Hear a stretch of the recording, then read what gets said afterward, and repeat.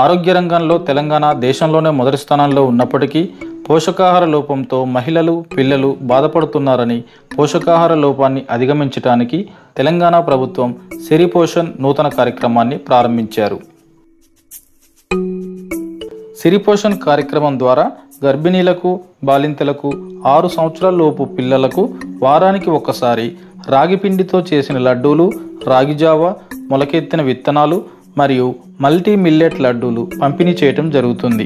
తద్వారా వారికి పోషకాహార లోపంతో వచ్చే వ్యాధుల నుండి దూరం చేయవచ్చునని, అలాగే ఈ కార్యక్రమం ద్వారా మిల్లెట్స్పై అవగాహన, మిల్లెట్స్ యొక్క ప్రయోజనాలు, మిల్లెట్స్ యొక్క ప్రాధాన్యత పెంపొందించేందుకు ఈ సిరి పోషణ్ కార్యక్రమాన్ని ప్రవేశపెట్టడం జరిగింది.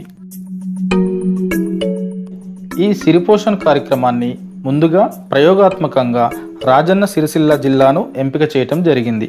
ఈ కార్యక్రమాన్ని కలెక్టర్ అనురాగ్ జయంతితో కలిసి తెలంగాణ రాష్ట్ర మహిళా శిశు సంక్షేమ శాఖ కార్యదర్శి వాకాటి కరుణ ప్రారంభించారు. సంక్షేమ శాఖ కార్యదర్శి మాట్లాడుతూ, మహిళలు తమ గురించి, తమ ఆరోగ్యం గురించి కంటే తమ కుటుంబ సభ్యుల గురించి ఎక్కువగా ఆలోచిస్తారని చెప్పారు. రాష్ట్రంలో 40% మహిళలు ఎనిమియాతో బాధపడుతున్నారన్నారు. 30% పిల్లల్లో వయసుకు తగిన ఎత్తు, బరువు లేవన్నారు.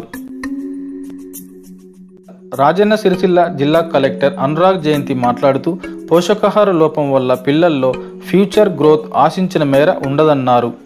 ప్రభుత్వం పోషకాహారం అందజేస్తున్నప్పటికీ ఇప్పటికీ ఇంకా జిల్లాల్లో ఎనిమియా సమస్యలతో బాధపడుతున్న మహిళలు, అలాగే ఎదుగుదల లోపంతో బాధపడుతున్న పిల్లలు ఉన్నారన్నారు. దీనిని అధిగమించడానికి ప్రభుత్వం సిరి పోషణ్ కార్యక్రమాన్ని చేపడుతున్నట్లు తెలిపారు.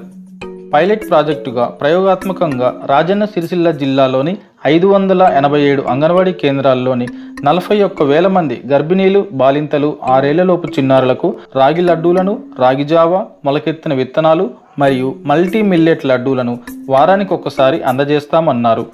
అందరి భాగస్వామ్యంతో కార్యక్రమాన్ని సక్సెస్ చేసి రాజన్న సిరిసిల్ల జిల్లాను పోషకాహార రహిత లోప జిల్లాగా చేస్తామన్నారు.